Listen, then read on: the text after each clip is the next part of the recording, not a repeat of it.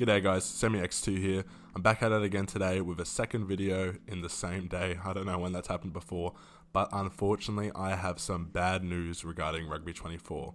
As is expected due to lack of news, post, announcement, anything related to the game has been delayed.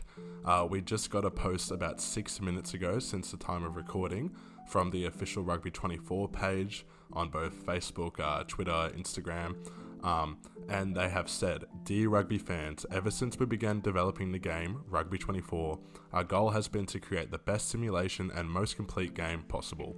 The team has been working hard to adjust gameplay, represent the sport as accurately as possible, and integrate all the officially licensed teams, which include over 130 countries and 15 leagues." Now that's a massive piece of news, but anyway, I'm going to continue on with the announcement.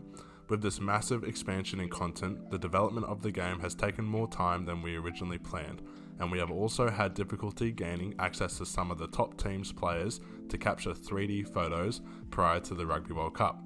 As we want to bring the most authentic and complete rugby game to date, we have taken the difficult decision to push back the Rugby 24 release date to the 30th of January 2024 on the eve of the Six Nations tournament. This extra time will also aid development and allow us to further enhance gameplay. While it is truly heartbreaking to miss the Rugby World Cup, we are convinced that this is the right decision, one that will enable you to experience your passion in a great game. Thank you for your understanding, patience and support. See you soon with more information about Rugby 24. Now, this is really disappointing, but I completely understand the decision by the Big Ant Studios and the Con team here.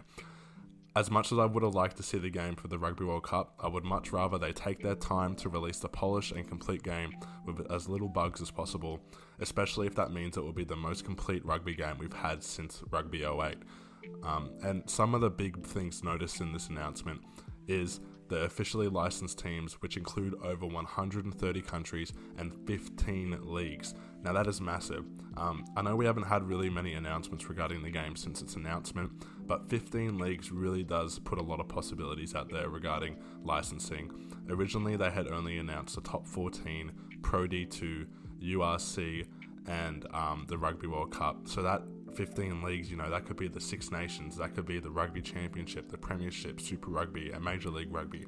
The list goes on. And it is really disappointing, but, when it comes down to it, we all want a complete game. So I hope this was the right decision, and I can't wait to keep you guys updated on all the news that we get.